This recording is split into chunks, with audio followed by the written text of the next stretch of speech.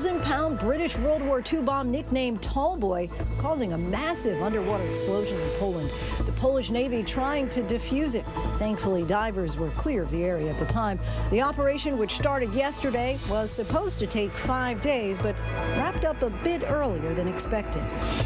A long day in the Senate as the hearing for Judge Amy Coney Barrett hits the marathon stretch. The Supreme Court Justice nominee grilled by Democrats over her previous criticism of Roe v. Wade and the Affordable Care Act. And the judge refuses to say if President Trump can delay the election. We're now 3 weeks away from Election Day. President Trump hosting another rally after recovering from COVID tonight in Pennsylvania, while Joe Biden is in Florida. The president's attack on Dr. Anthony Fauci after Fauci called out Trump's campaign for using his words out of context in an ad without his permission. Fauci vowing to stay on the job, quote, no matter who's the president. The latest on the COVID crisis, hospitalizations on the rise in 35 states. The major setback in the race for a vaccine. Human trials suspended after participants suffered an unexplained illness. Early voting now underway. Long lines in Texas today after Georgia set a record on its first day of early voting. Virginia's online registration system crashing on the final day. Someone accidentally cut the cable. And the California Secretary of State joins us to talk about the fight over ballot drop boxes. They're unauthorized, they're not official, so they're very problematic, they're very concerning, and they need to be taken down immediately. New developments in the alleged terror plot to kidnap Michigan Governor Gretchen Whitmer. An FBI agent testifies some of the alleged militia members also discussed kidnapping the governor of Virginia. Both governors are frequently targeted by President Trump. And if those alleged terrorists were Muslim, how would that change the story? We talked to Arab American voters in Michigan about the issues most important to them. A lot of times folks think of Arabs as a foreign policy issue. They think of us as foreign in general, and we're more than that. Good evening, everyone. I'm Lindsay Davis. Thanks so much for streaming with us. It is a grueling process, to be sure. And while there were several takeaways from today's confirmation hearing of Judge Amy Coney Barrett, one moment that stood out in the midst of all the political posturing and deflection today was when she was asked about her reaction to the death of George Floyd. Barrett, who has 2 black children, described how she wept with her daughter, adding that it was very, very personal for her family. It was in stark contrast to her responses during much of the grilling that continues at this hour. Barrett repeatedly deflected questions on issues ranging from Obamacare to abortion, and even defended her ruling against an employee who was fired and claims that his boss used the N-word. Barrett invoked the words of the justice that she was now nominated to replace the so-called Ginsburg rule, vowing to give no hints, no previews, no forecasts on how she would decide cases if confirmed. Terry Moran leads us off now with what we've learned and where things stand. Amy Coney Barrett was grilled by senators today, stepping out of the long shadow of her mentor, the late Justice Antonin Scalia. People say that you're a female Scalia. What would you say? I would say that Justice Scalia was obviously a mentor. And as I said when I accepted the president's nomination, that his philosophy is mine too. If I'm confirmed, you would not be getting Justice Scalia, you would be getting Justice Barrett.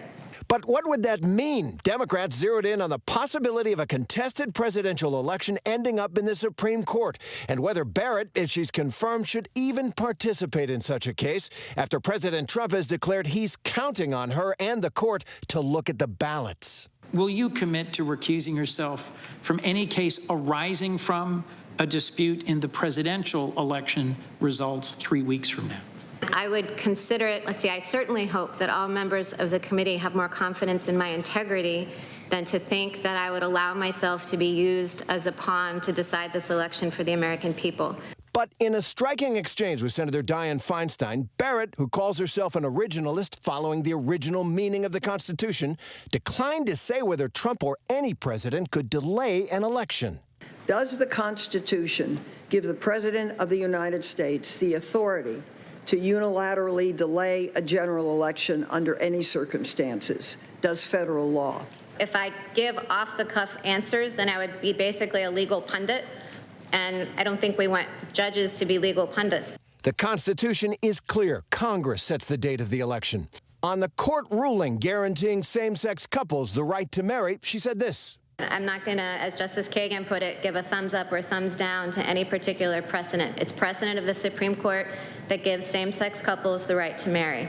On a woman's right to choose to have an abortion under Roe versus Wade, Barrett in the past has listed a number of cases she believes are super precedents, ones that can't be overruled, and Roe wasn't one of them. Is Roe a super precedent? Roe is not a super precedent because calls for its overruling have never ceased, but that doesn't mean that Roe should be overruled. It just means that it doesn't fall on the small handful of cases like Marbury versus Madison and Brown versus the board that no one questions anymore. And on the Affordable Care Act, which comes before the court the week after the election and which Barrett has sharply criticized. I'm not here on a mission to destroy the Affordable Care Act. I'm just here to apply the law and adhere to the rule of law. Republicans pushed back hard on all the questioning.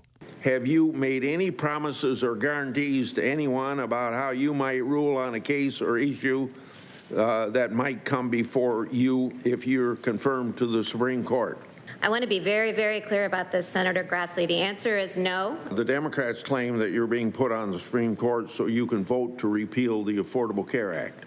Is that your agenda? Absolutely not. I was never asked, and if I had been, that would have been a short conversation. Perhaps the most emotional moment of the day came when Senator Dick Durbin of Illinois asked Barrett, the mother of 2 black children, about the racial anguish that's erupted in the country this year. Have you seen the George Floyd video? I have.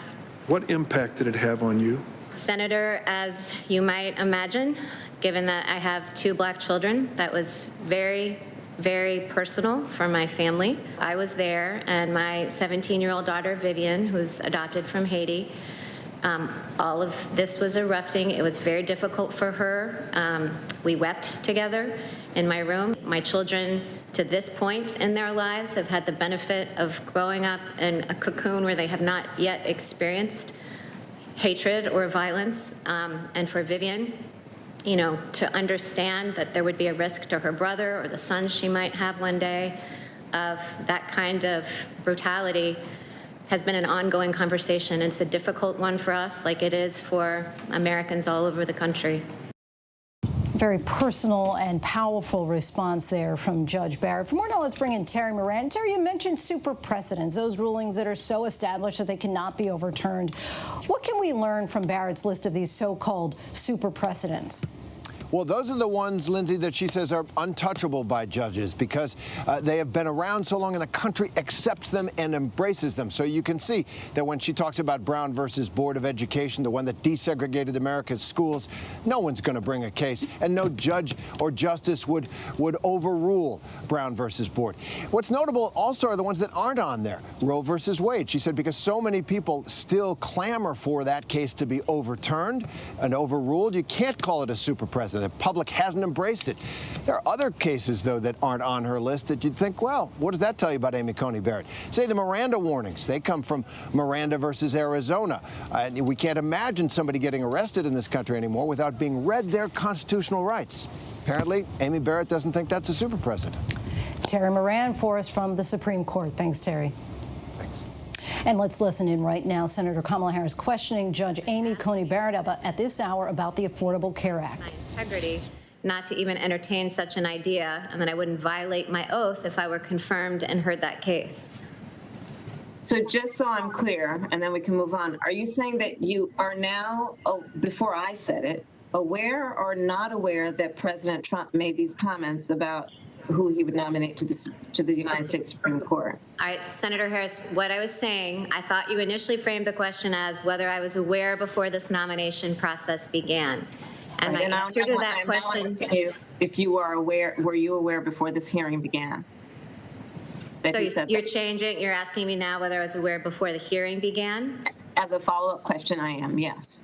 And what I said was that when I had my calls with Democratic senators, this question came up, and I don't recall, but it may well have been that they referenced those comments in the course of those calls. Even if so, that wasn't something that I heard or saw directly by reading it myself. Senator Leahy asked you earlier today, but I think it bears repeating. Do you think it is important for the American people to believe that Supreme Court justices are independent and fair and impartial? And that is a yes or no answer, please. Yes, Senator Harris. A number of my colleagues have asked you today whether you would recuse yourself from cases on the Affordable Care Act. You did not directly answer their questions, and instead you described a process by which that would work or happen. And so my question is, isn't it true that at the end of that process, regardless of that process, that it would be you who ultimately would make the decision about whether or not you would recuse yourself? That is true, and I can't have you elicit a commitment from me about how I would make that decision in advance. That would be wrong. Right, and what I've asked you is that is it not correct that that is the process, that ultimately it would be you and you alone that would make the decision about whether you would be recused? You've already opined on the constitutionality of the Affordable Care Act, and that position satisfied the president's promise to only nominate judges who would tear down the Affordable Care Act.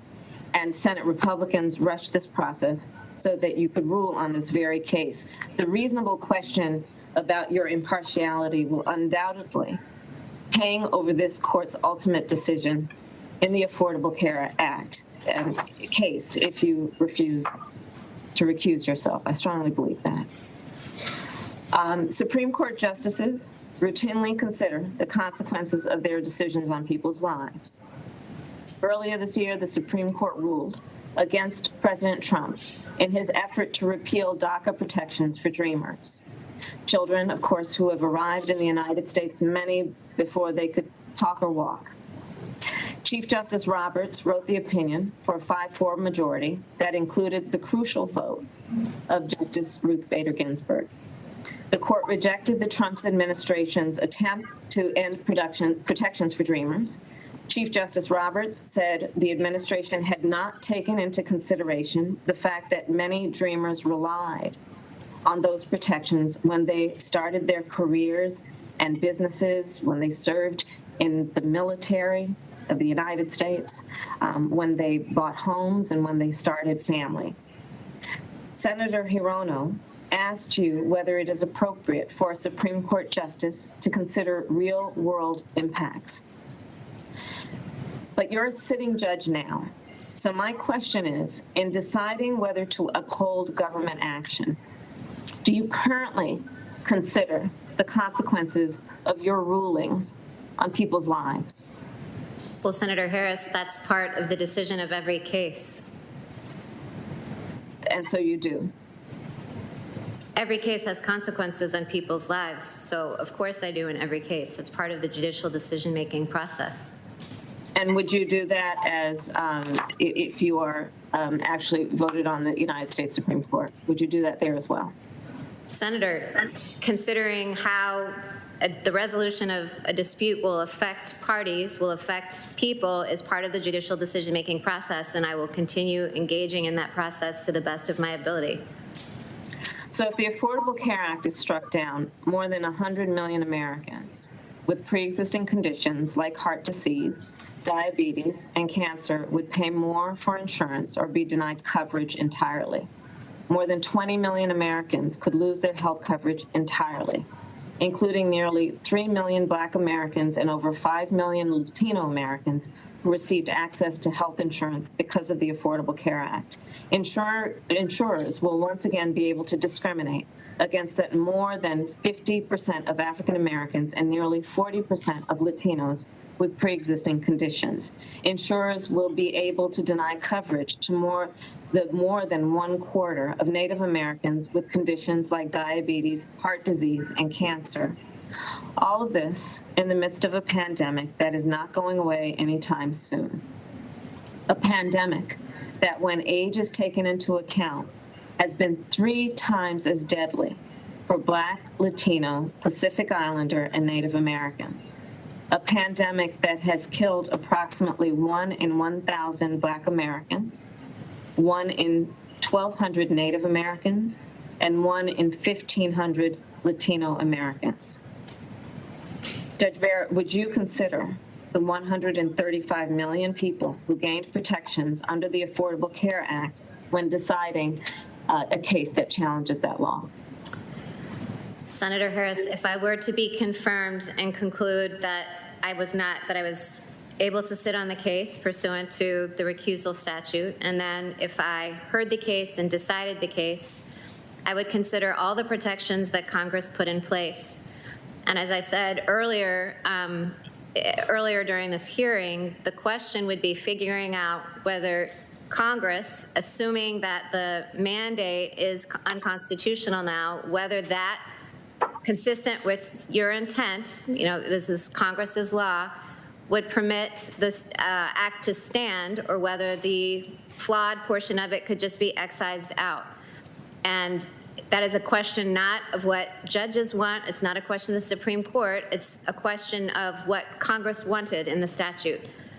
And that is the statute, that you enacted and extended this health care coverage to millions of Americans.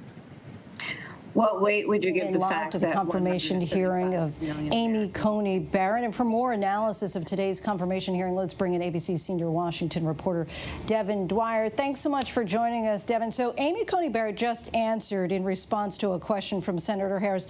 I can't have you elicit a response from me. That would be wrong. We've heard variations on that answer throughout the day from the judge. Do you think that Senator Harris has been so far able to move the needle at all? Well, she shot into stardom, Lindsay, when she was grilling Justice Brett Kavanaugh. I have to say, watching just a little bit of that there, it's a lot tougher for senators to hold a nominee's feet to the fire when you're over Zoom. But it's interesting because so much of what we've seen the past 24 hours has been about the 2020 campaign. And this is a big star moment for Kamala Harris. And I suspect we will see some of those exchanges appear in digital ads very soon. And while Judge Barrett often would not say her position, Democrats today repeatedly highlighted Republicans' own words, their platform, and the president's tweets to showcase that they must know her positions on several controversial issues. Take a listen. One of President Trump's campaign promises in 2015 was that his judicial appointments will do the right thing on Obamacare. You can see it right here. And in fact, Judge, just one day after you were nominated, this is like a few weeks ago, he said also on Twitter that it would be a big win if the Supreme Court strikes down the health law. So, Judge, my first question, do you think we should take the president at his word when he says his nominee will do the right thing and overturn the Affordable Care Act? Senator Klobuchar, I can't really speak to what the president has said on Twitter. He hasn't said any of that to me. Devin, do you get the sense that Judge Barrett could be a rubber stamp for Republicans and President Trump? Well, hey, Lindsay, it's safe to say many Republicans, certainly the president, would love a rubber stamp justice here. But if there's one thing we learned in the Supreme Court this past term, it's that a lot of times these justices are not rubber stamps of the presidents who appoint them. Just take a look at Justice Neil Gorsuch, of course, put on the court by President Trump. He voted against the president, authored that opinion upholding anti-discrimination protections for LGBTQ Americans. And then you had the unanimous opinion of the Supreme Court, including Justice Brett Kavanaugh, upholding those subpoenas for President Trump's tax records in the state of New York. So it can happen that they can go against these presidents. There is no question, though, that Judge Barrett is in a tough spot here. Today, she seemed to make clear that she knew that the president has her in a tough spot. Her credibility is on the line. She doesn't want to be perceived as a rubber stamp, and that's why we heard her say she would not be a pawn for President Trump. She's keeping an open mind on the Affordable Care Act and on same-sex marriage as well. Lindsay? Of course, watching these hearings can be deeply frustrating, Devin, when the nominee won't answer questions, even generally about such important issues like health care and abortion rights. We certainly saw that again today. How does Judge Barrett compare to other recent nominees on that count? It can be so maddening to watch these things and not hear a direct answer. Judge Barrett today invoked the words of Justice Ruth Bader Ginsburg, who back in 1993 really set the standard for how these hearings would go. Ginsburg said at the time that a judge should offer no hints, no previews, no forecasts of how she might rule. And today, Judge Barrett used those words as a shield against some pretty tough questions. Take a listen. A judge sworn to decide impartially can offer no forecasts, no hints, for that would show not only disregard for the specifics of the particular case, it would display disdain for the entire judicial process. Justice Ginsburg, with her characteristic pithiness, used this to describe how a nominee should comport herself at a hearing. No hints, no previews, no forecasts. That had been the practice of nominees before her, but everybody calls it the Ginsburg rule because she stated it so concisely, and it's been the practice of every nominee since. And nominees on both sides of the aisle certainly have invoked the Ginsburg rule, but we should say that today Judge Barrett did sort of break from precedent set by Justice Ginsburg on a couple of counts. One involving the issue of abortion. Justice Ginsburg was quite unambiguous about her position on abortion back in 1993. She was open with the committee. She said she supported abortion rights. Today, as we saw, Judge Barrett danced around that issue. She deflected despite her pretty clear paper trail of where she stands opposing abortion. She was also asked about President Trump's push to potentially change the date of the 2020 election, something that is set in stone very clearly in the Constitution. It says Congress sets the date of the election. Judge Barrett wouldn't even go there and back that up, Lindsay. So certainly another maddening day to any average viewer trying to look for some direct answers in these hearings. Yeah, the dodgeball game continues. Devin Dwyer, thank you so much. Thanks, Lindsay. And now to the race for the White House with just 21 days to Election Day. President Trump heading out for his second of 6 rallies scheduled this week, while Joe Biden is courting seniors in the battleground state of Florida. And he'll soon get some help on the campaign trail from former President Obama. ABC's Mary Bruce has the latest. Joe Biden today in the key state of Florida, declaring President Trump has learned nothing from his own battle with the coronavirus. Biden labeling the president's behavior reckless and unconscionable. I prayed for his recovery when he got COVID, and I'd hoped at least he'd come out of it somewhat chastened. But what has he done? He's just doubled down on the misinformation he did before and making it worse. Biden with a personal pitch to seniors. They went for Trump in 2016, but this year, Biden has the edge. Seniors, the group most vulnerable to this virus. Well, he throws super spreader parties at the White House where Republicans hug each other without concern to the consequences. How many of you have been unable to hug your grandkids in the last 7 months? I got 6 of them. Trump also in Florida overnight, taking a victory lap just 1 week after he was released from the hospital. I went through it. Now they say I'm immune. I feel so powerful. I'll walk into that audience. I'll walk in there. I'll kiss everyone in that audience. I'll kiss the guys and the beautiful women and everybody. I'll just give you a big fat kiss. But Dr. Anthony Fauci says the president is sending the wrong message, saying because he is such a visible figure, it amplifies some of that misunderstanding that people have, that it's a benign disease and nobody has anything to worry about. But standing in front of the crowd, the president reveling in the applause, his supporters glad to see him back out on the trail. It shows people it's not deadly and as fearful as the media's making it be. But Wisconsin bar owner Mark Schultz has been watching from his hospital bed. He has COVID and is furious. There are no guarantees. You got to lead by example. You know, you just don't frickin' get it. It's certainly some strong criticism of the president there. Mary Bruce joins us now. Mary, Dr. Fauci has disputed the president's claims of being immune, and he's also pushed back on that Trump campaign ad that Dr. Fauci says took him out of context. The president, though, going after him today on that again. Yeah, and the president is really trying to have it both ways here. Today, he lashed out at Fauci on Twitter, saying his, quote, pitching arm is far more accurate than his prognostications, a reference to Fauci's rather unfortunate attempt to throw out the first pitch on opening day. But at the same time that he's criticizing Fauci's response to this pandemic, the president is also trying to use Fauci's words to lend credibility to his campaign ads. What is increasingly clear is that Anthony Fauci is pretty fed up with all of this, Lindsay. And also, Mary, meanwhile, Joe Biden says that he'll soon have some more help on the campaign trail. Yeah, according to Joe Biden, he's going to be getting a hand from his former partner, President Barack Obama. He says he will be hitting the trail for him soon. It is a move that could help animate Biden's supporters and Democrats as we enter this critical final stretch. Obama, of course, has spoken up powerfully and forcefully in support of Joe Biden, but he has yet to visit any battleground states to have any really in-person campaign events. It sounds like that might be changing soon. Just 3 weeks away. All right, Mary Bruce, our thanks to you. Thank you. And with just 21 days away until the election, early voting is off to a record start, already underway in 46 states and Washington, D.C., with at least 11.6 million votes already cast. Georgia and Texas are among the states drawing long lines of early voters today. And our Steve Osunsami is in Atlanta, Georgia, tracking it all.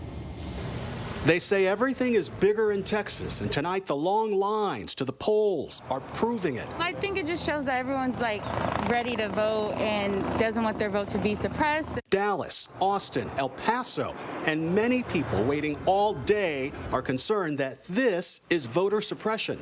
The governor of Texas is only allowing one drop-off box for mail-in votes per county, and a federal court on Monday agreed. A federal appeals court made a similar decision in Ohio. For now, only one drop-off box in each county. And in California, Republicans who set up more than 50 unofficial ballot drop boxes across the state were told to take them down. They have so far refused to do so, saying they are well within the law. As soon as there was any sort of confusion or concern, we called them to remove the box. Leading the charge against what she says is voter suppression is Stacey Abrams of Georgia, who ran for governor and lost in a close race where black voters were thrown off the voting rolls. She says the system of putting on elections is purposefully complicated so that voters don't know who to blame for the issues. There have been battles being waged across the country, including in Georgia, about who has access to in-person early voting. But we know across the country, early voting is going to become the next front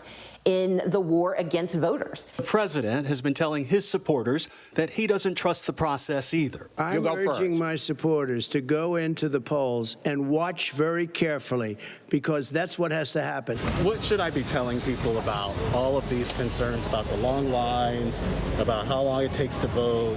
Pack your patience, pack a sense of humor, but stay excited, stay enthusiastic. Certainly, patience and polling seem to go hand in hand these days. Steve Osunsami joins us now. And Steve, those long lines are remarkable with weeks still to go before the election.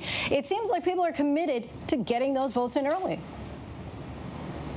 People are, and a lot of people who I talked with in line tell us that they're really concerned about sending their vote in the mail, that they don't trust it, that they actually want to see their vote counted. They want to know that their ballot is actually going into the machine, that their vote matters. And so there's a lot of distrust in the system, and you can argue over who put it there or whether it was there in the first place, but we're hearing this from voters across the political spectrum. And, you know, one point I want to underline that Stacey Abrams made, who we talked with in the piece, she points out that the process behind elections, she believes, is purposefully confusing so that when there are issues, voters won't know who to blame. Lindsay?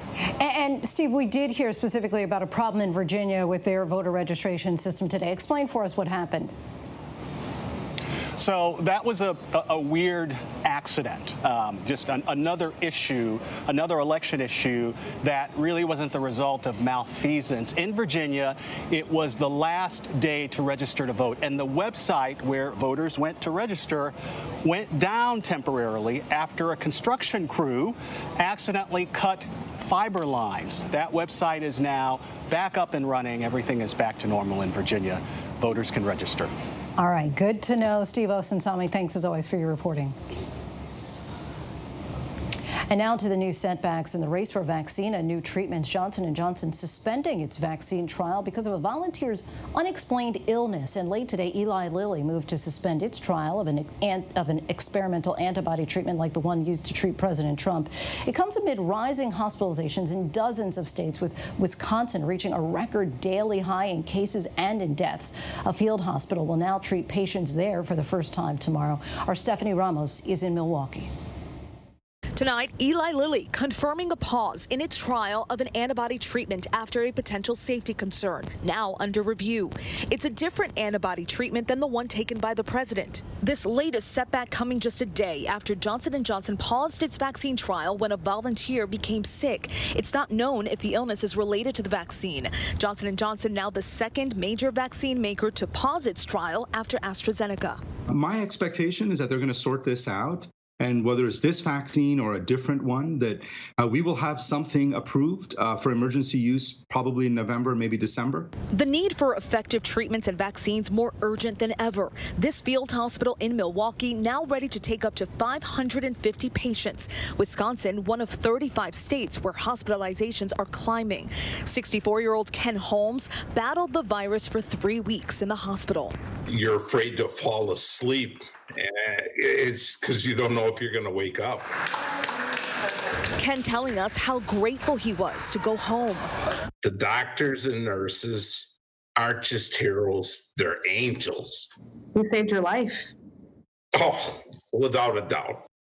Lindsay, it's not clear in the vaccine or antibody trials that have been paused whether these volunteers received placebo or the real thing. But an independent monitoring board will now take a look at what happened and determine whether it's related to the vaccine or antibodies. Doctors say these developments are common in clinical trials. Lindsay. All right, our thanks to you. And we are learning more tonight about the alleged domestic terror plot to kidnap Michigan Governor Gretchen Whitmer and the other target that the group discussed. The FBI agent testified today the militia group considered dressing as pizza delivery men to attack the governor. 13 men were arrested in the scheme, 5 of them appearing in federal court for a bond hearing today. That FBI agent also testified the group talked about kidnapping Virginia Governor Ralph Northam. Northam today said he will not be intimidated and, like Governor Whitmer, accused the president of being complicit. And when we come back, Arab Americans are a key voting bloc in the critical swing state of Michigan. And tonight, some of them are asking if those militants accused of plotting against their governor were Muslim, would there be more outrage? You'll hear parts of the 911 call made by the South Dakota AG after he struck and killed a man. And that ceasefire between Armenia and Azerbaijan is now in jeopardy. We'll update you with the latest on that conflict. COVID-19 was a wake-up call. There are so many more pandemics that could be just around the corner. Viruses literally travel through human populations. What we've got to do is go to those places where the virus begins its journey. Masks on? Yep. Masks on. Oh, wow. Oh, my God. This is the exact way in which a new virus could start. Virus Hunters special event Sunday, November 1st at 9 on National Geographic. Right now, after a presidential debate unlike any we've ever seen, after the president tested positive for COVID, with so much on the line, Thursday night on ABC, real voters put their questions directly to presidential candidate Joe Biden. First, there was the ABC News President Trump town hall. Now it's his turn. Joe Biden, the ABC town hall event with George Stephanopoulos, the 2020 newsmaking special, Thursday night, live, starting at 8 Eastern, 7 Central, 5 Pacific on ABC. The investigation into the cause of a deadly crash involving South Dakota's Attorney General continues. But tonight, for the first time, we are hearing the phone call that the AG made after he struck and killed a man walking along the highway at night last September. Take a listen. Are you injured at all, Jason? I am not, but my car sure as hell is. You think it was a deer or something? Did you vomiting? I have no idea. Okay. Yeah, it could be. I mean, it was right in the roadway, and Victim's body was found the next day. The AG's toxicology report was negative for drugs or alcohol. While some state polls have Joe Biden widening his lead over President Donald Trump, the crucial battlegrounds where the election will be fought will likely all come down to voter turnout. That includes states like Michigan, which Trump carried by just 0.25% back in 2016. That's why every community of voters could be crucial, including the state's large Arab American population. So ABC's Zareen Shah set out to see what's motivating Arab American voters in Michigan with just 21 days to Election Day. Are you going to vote on November 3rd? I'm voting on November 3rd. Okay, thank you so much. You pledged to vote. Isra Daraise with the National Network of Arab American Communities is hitting the pavement, working to keep Arab Americans from falling through the cracks. I feel that a lot of times folks think of Arabs as a foreign policy issue. They think of us as foreign in general, and we're more than that. They're racing against the clock to convince more Arab Americans to vote, aware their community of thousands could play a critical role in next month's election in battleground Michigan. In 2016, out of nearly 5 million votes cast and counted, less than 11,000 votes swung the state to Donald Trump. But that could change this time. Recent state polls already favor Joe Biden. And Michigan is home to over 200,000 Arab Americans, according to estimates from the Arab American Institute, many of them now energized by opposition to President Trump. Across Michigan, Arab Americans are trying to get their community's voices heard. Devin Batish works for the nonpartisan Arab American Heritage Council in Michigan, working the phones to get residents in the state registered. There are a couple different states that have major Arab American populations: New York, Michigan, Illinois, Ohio, Pennsylvania, California, Florida. He says their opinion matters not only in Michigan, but also nationwide. States that I believe Trump carried in the 2016 election that were won only by couple tens of thousands of votes or maybe 100,000 votes, those could be partially swung because of Arab American civic participation in those states. That participation is frequently credited with giving Bernie Sanders his primary win in Michigan over Hillary Clinton. There was extremely high turnout for voting. There was pizza being ordered just to keep the lines active and people not to get out of them. She's seeing the same kind of enthusiasm this time, registering over 500 Arab Americans to vote in just the last couple weeks. I definitely think it could make a difference. It's made a difference in 2016. With immigrants from many countries, there is no monolith Arab American community in Michigan. But topics like inclusion and foreign policy are often big for voters like Qasim Daklala. I think trying to get to some level of normalcy where the president doesn't want to exclude you from America, I think is something the community is excited about. Some Arab Americans also sense a double standard in a recent alleged terrorist plot to kidnap the governor of Michigan. The incident potentially hitting a nerve for voters. Had they been Muslims, perhaps, I think the level of coverage and the type of coverage that the plot would have gotten would have been a little bit different. I think some people were loath to call their actions terrorist, but they clearly are terrorist actions. Daklala says he feels how Trump has specifically handled many recent issues, including race, partisanship, and foreign policy, helps Biden in the state, even though he and many others were originally Bernie loyalists. I think at first it started off as anybody but Trump, but now I feel like Biden and Harris specifically are garnering support within the community. But there are some who are firmly focused on re-electing President Trump. You know, some of my friends would look at me and they say, oh, I'm just like the bad apple of the Muslim community. Supporters like Abdul Latif Al-Jami says Trump actually brought him over to the Republican Party in 2016. He credits President Trump with strengthening the military, supporting law enforcement and the economy. I think that Americans are wealthier now. I mean, seriously, nobody was able to save any money.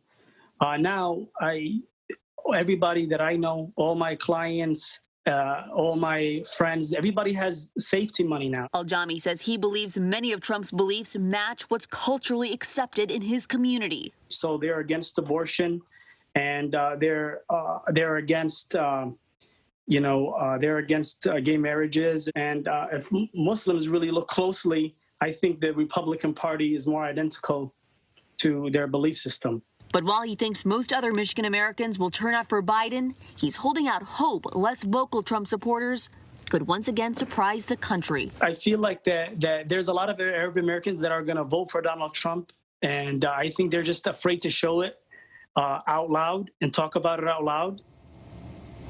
Our thanks to Zareen for that. And still ahead here on Prime News tonight of the health of one of the world's biggest sports stars. Amy Robach's conversation with a former member of an alleged sex cult who claims she was brainwashed and branded, how it all ended. And our look at how many ballots may be tossed out this election cycle and how that could impact the vote. But first, our tweet of the day. Actor Charlie Sheen remembering one of his co-stars from his show 2.5 Men, actress Conchata Ferrell, dead at the age of 77. It was almost like a scene from any romantic love story. He was the closest thing to Prince Charming. That George Clooney type of feel, that salt, pepper, gray, sexy. He was gorgeous. He would record these video love messages to me. I love you, my love. I love you so very much. That was truly being swept off my feet. The very first thing he told me was Andrea Bocelli was going to be singing in the church. And then he added John Legend. Then it was Elton John. The Beckhams, the Obamas, the Clintons. We're getting married by the Pope. Oh my God. What? No, I'm not joking. We're getting married by the Pope. But it's complicated. If you think you're too smart and you would never ever fall for a con, don't be so sure. Oh my God, what if this is all a lie? Now, just wait till you see what she does next to get even. I'm Whoopi Goldberg, and this is The Con. Premieres Wednesday night on ABC. Welcome back, everybody. An unprecedented number of U.S. voters are mailing in their ballots this year, many in states where election rules have recently changed. We take a look at why this could mean more rejected ballots and voter disenfranchisement by the numbers. Less than 1% of the 33.4 million absentee ballots cast in 2016 were rejected. But this year, voters without experience voting by mail are up to 3 times more likely to have their ballots rejected. More than 550,000 absentee ballots were returned uncounted in this year's presidential primaries, according to an analysis by NPR from just the 30 states that reported this data. By comparison, only 318,709 were rejected in the 2016 general election, where turnout was much higher. And there's evidence that young voters and voters of color are disproportionately impacted. For example, black voters in North Carolina have been 4 times more likely than white voters to have their mail ballots sent back, according to state data. And in Florida, one study found that voters aged 18 to 21 were 8 times more likely to have their mail-in ballots rejected than voters older than 65 in 2016 and 2018. 25 states now plan to notify voters of problems with their ballots and give them a chance to fix them. Election experts say ballots are more commonly rejected because they arrive late, they're missing a signature, or the signature simply does not match the one on file. And we still have so much more to get to here on Prime tonight. California Republican groups refusing cease and desist orders and continuing to put what election officials are calling illegal ballot boxes across the state. We'll speak with the Secretary of State there about the controversy.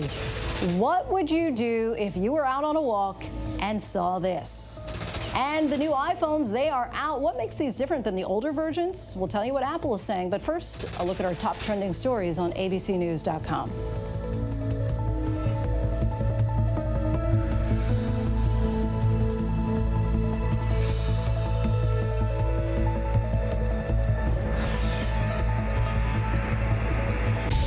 Right now, after a presidential debate unlike any we've ever seen, after the president tested positive for COVID, with so much on the line, Thursday night on ABC, real voters put their questions directly to presidential candidate Joe Biden. First, there was the ABC News President Trump town hall. Now it's his turn.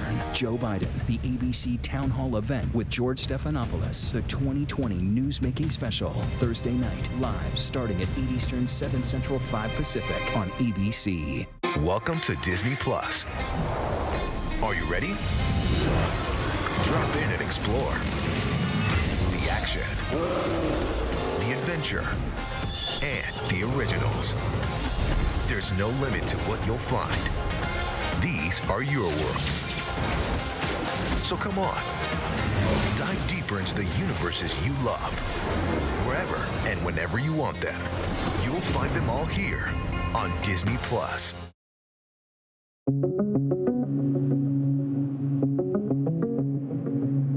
Today, lawmakers getting their first crack at questioning President Trump's Supreme Court nominee, Judge Amy Coney Barrett. Do you commit to recusing yourself from any case arising from a dispute in the presidential election? I do assure you of my integrity, and I do assure you that I would take that question very seriously. Democratic senators arguing that Barrett serving on the nation's highest court will doom the fate of the Affordable Care Act and its protections for tens of millions of Americans with pre-existing conditions. But Barrett affirming her independence, telling senators she's not beholden to anyone. Do you agree with Justice Scalia's view that Roe was wrongly decided? Senator, I completely fully understand why you are asking the question, but again, I can't pre-commit or say, yes, I'm going in with some agenda, because I'm not. The number of COVID-19 cases increasing in more than half the country, with hospitalizations up in 35 states. You're here alone, and this isn't where I want to be. Leaders in Oklahoma City warned Tuesday morning there were no open ICU beds left in the entire city. And in Wisconsin, this field hospital activated, opening up additional space after the number of people hospitalized in the state nearly tripled in a month. Here's the bottom line, folks. We have to get this virus under control and help flatten the curve. The world's top-ranked golfer Dustin Johnson has COVID, feeling symptoms withdrawing from this weekend's PGA Tour event. And soccer star Cristiano Ronaldo also testing positive, now in isolation. Fighting is continuing again between Armenia and Azerbaijan as the 4-day-old ceasefire brokered by Russia continues to struggle to hold. After a relatively quiet night, Armenia has accused Azerbaijan of renewing operations around the disputed enclave of Nagorno-Karabakh. Russia's defense minister has called his counterpart in Turkey, which is Azerbaijan's key backer. The Turkish minister repeated Azerbaijan's claims that Armenia is violating the ceasefire and demanded Armenia withdraw from occupied lands. Go away! No. For 6 heart-pumping minutes, hiker Kyle Burgess came face-to-face with a cougar in Slate Canyon, Utah. Probably like halfway into the video, she got within 4 feet of me. He pulled out his phone to take a video when he came across what he thought were wild kittens. That's when he noticed the cougar lurking behind, and he started backing away. The big cat following, then lunging when Burgess briefly turned his back. After several tense minutes, Burgess throws a rock at the cougar, who dodges it and finally flees. Introducing iPhone 12. Apple unveiled 4 new iPhones that can be used with faster 5G wireless networks, all in anticipation of when 5G becomes widely available. The iPhone 12 has the same 6.1-inch display as the iPhone 11, but is lighter and thinner. There's also a smaller iPhone 12 mini and iPhone 12 Pro with, they say, a more powerful camera, and the 12 Pro Max with a 6.7-inch display. The various models become available this month or next month, with starting prices ranging from $700 to $1,100. In addition, Apple says the phone should be more durable than previous ones, but in a move that is sure to annoy a lot of customers, charging adapters will no longer come with each phone. They're actually going to be sold separately.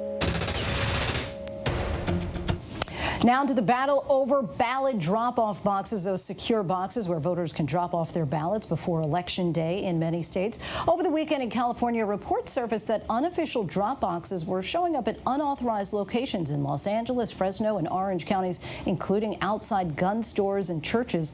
It turns out those drop boxes were put in place by the California Republican Party to collect ballots, but state officials are calling these boxes illegal and say they could lead to voter fraud. That's the focus of tonight's Ballot Watch. And for more on this, we're joined now by California Secretary of State Alex Padilla. Mr. Padilla, you've sent a cease and desist order to the California GOP and county Republican parties and called for them to remove those boxes, saying that they violate state law. First, just to explain to our viewers the problem with the use of these unauthorized drop boxes and why you believe that they should be removed. Well, first of all, I mean, it's clear they're unauthorized. They're not official. They've been misrepresented as official ballot drop boxes. So already misleading voters, number one. Number two, it's clear in California, voters have multiple safe options for how to return their vote by mail ballots, because every active registered voter is receiving a mail-in ballot because of the COVID-19 pandemic. They can be returned through the Postal Service. They can be returned to any official secure ballot drop box. They can be walked in person to any in-person voting location during the early voting period or on Election Day. But to have, regardless of who's behind it, unofficial ballot drop boxes represented as official drop boxes is both a threat to the security of the election and to voter confidence. Now, the California GOP is resisting your call to remove these boxes, arguing that they are legal under new laws that allow ballots to be collected by third parties. Yesterday, they tweeted, if a congregation, business, or other group provides the option to its parishioners, associates, or colleagues to drop off their ballot in a safe location with people they trust, rather than handing it over to a stranger who knocks on their door, what is wrong with that? And they added this, the way Democrats wrote the law, if we wanted to use a Santa bag, we could. A locked, heavy box seems a lot safer. Now, they argue that there's nothing in state laws passed by Democrats that would restrict these sorts of collections and that these ballots do not require an authorized signature designating who's collecting it. What's your response to that? My response is clear. What they're suggesting is simply not true. If they want to understand state law, they ought to read it, and we've laid it out for them in the cease and desist order. Is ballot collection activity allowed in California? Yes, but even then, both the voter has to sign the outside of the vote by mail return envelope, as does the person that they choose to trust to return their ballot for them if they need assistance. That connection is lost with these misleading, unofficial, insecure ballot drop boxes. Any voter that's been misled to delivering their ballot to a fake ballot drop box does not know who they're surrendering their ballot to. The word official implies that if it's an official, that it's a county controlled ballot drop box. See, ballot drop boxes are a good option in California, but only counties are authorized to provide them, and they meet strict regulations and requirements in terms of their construction, their installation, how often ballots are retrieved and delivered to the county, and by who. Only county elections workers are allowed to retrieve ballots from ballot drop boxes. Any unofficial drop box, we cannot vouch for the security of it or who's taking possession of a ballot. So they're very problematic, they're very concerning, and they need to be taken down immediately. So if the California GOP continues to resist removing these boxes, what action will your office and the state attorney general's office take? Could there be any criminal prosecution here? There could very well be, and that's why we have laid out in the cease and desist order the specific areas of state law that they are in violation of. So the ball's in their court. If there's not immediate compliance, then the Attorney General is ready and prepared to exercise any legal options to protect the integrity of the vote and ensure the confidence of all voters in the integrity of their election. Sadly, it's made our job a lot harder. We now have to remind all voters of their multiple safe options for returning their ballots, and any voter who might have been duped into surrendering their ballot to one of these unofficial drop boxes, we're asking them to go to vote.ca.gov, sign up under Where's My Ballot to receive notifications on the status of their ballot, including confirmation if their ballot's been received by the county and when it's counted. And you really just touched on this, but is there any other message beyond that specifically to voters in California who may be confused by all this and are now concerned about using any ballot drop boxes, including those officially sanctioned by the state? Right. So again, we continue to work hard to remind voters of their multiple safe options for returning their ballots by mail, in person, or to any official ballot drop box. How do you tell what's official and unofficial?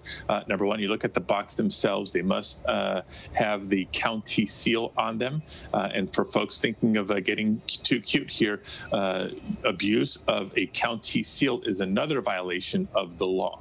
And for an official listing of ballot drop boxes in your county, voters can go to the county elections website or the Secretary of State's website at vote.ca.gov. California Secretary of State Alex Padilla, we thank you so much for your time. Thank you. Stay safe. You too. And now to an ABC News exclusive with a former member of the alleged sex cult Nexium, India Oxenberg, speaking for the first time about her claims that she was brainwashed and branded by the group's founder and how her mother, Dynasty star Catherine Oxenberg, helped rescue her. They both sat down with Amy Robach. This morning, India Oxenberg, daughter of TV star and real-life royalty Catherine Oxenberg, is breaking her silence, speaking out for the first time since breaking free from the so-called cult Nexium. What I thought I was learning was self-help and personal growth. What I was learning was the opposite.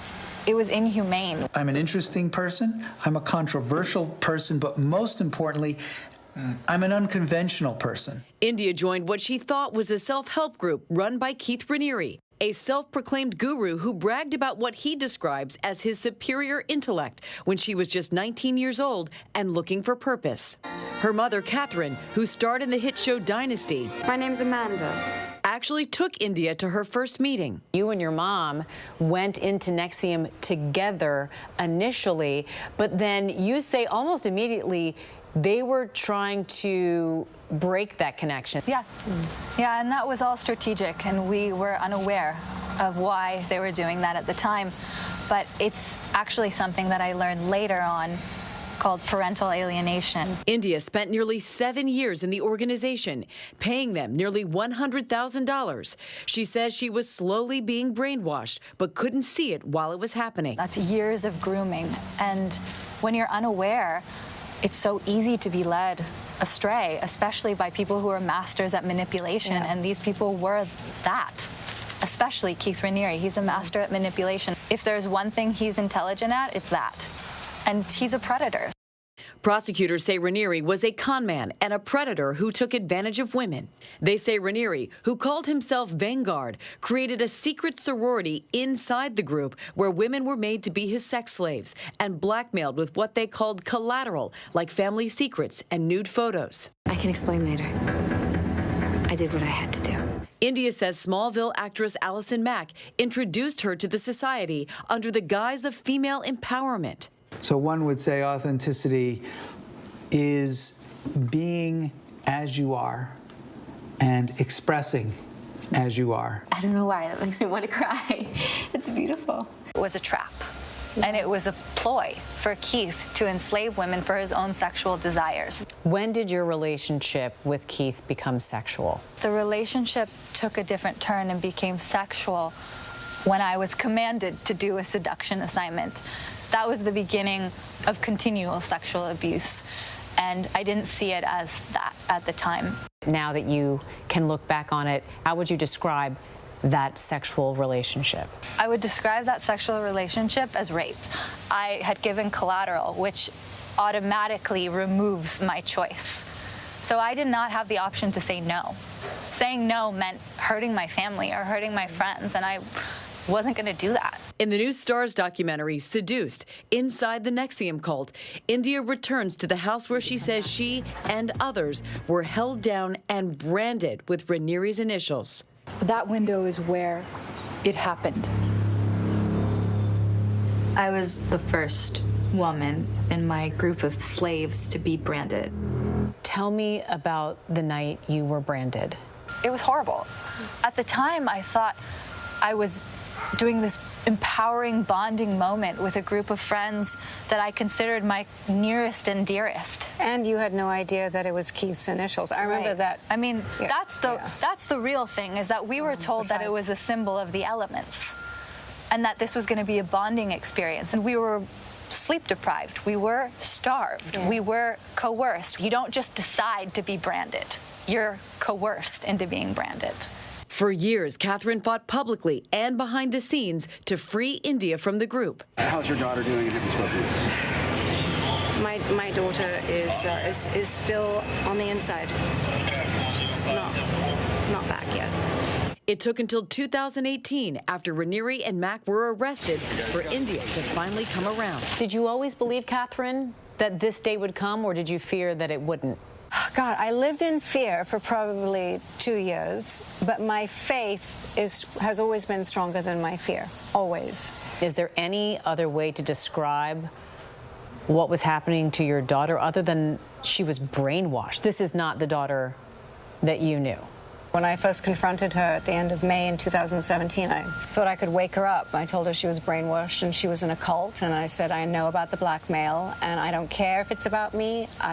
Don't let that be the reason you stay in. Why didn't what your mom was telling you resonate with you, India, at that time? I was too deeply in. I was scared, and I was confused. What was that moment when you woke up? It was stages of revelations. And I started working with the deprogrammer, who helped me tremendously. But you have to be open to it. Like, you can't force somebody to see the truth. They need to want to. And I didn't want to for a long time. Getting somebody out of a cult is very different than a drug intervention, for instance, because their critical thinking has been taken away. And so the process of working with a cult defector is to reawaken and reignite their critical thinking, and through a line of questioning to help them start to think for themselves. So it's very gentle, it's very different. What do you want everyone to take away from your story?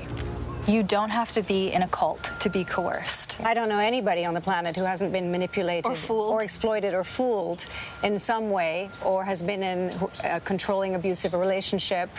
You know, there's predation on so many different levels. We all have metaphorical scars. I have a physical scar, but you don't have to live with that. You don't have to live with Keith Raniere haunting you. You can reclaim your life. You can learn from it, and you can move on. And you can heal, and you can have love. And I just feel so lucky that I can have that. Our thanks to Amy for that. And before we go tonight, our image of the day. Take a look at this one. Daw Thien Kin. She took this photo posing at her home in Yangon, Myanmar. She is 100 years old and just beat COVID. Still has more living to do. And that is our show for this hour. Be sure to stay tuned to ABC News Live for more context and analysis of the day's top stories. I'm Lindsay Davis. Thanks so much for streaming with us, and good night.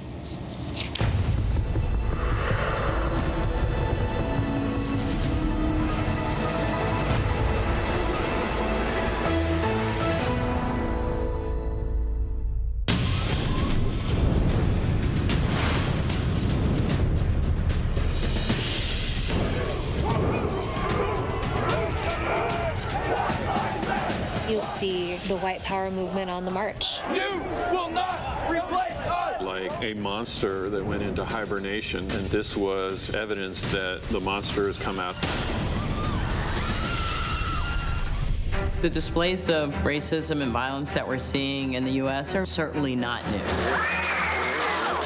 It's a cancer in the fabric of this country. Part of this long legacy of people organizing over time.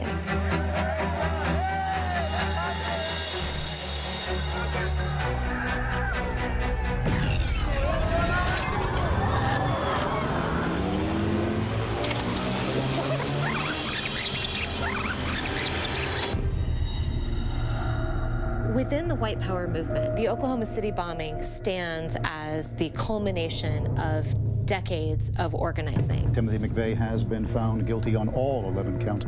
He was trying to call people to arms and to provoke a race war. Kids are fair game, women are fair game.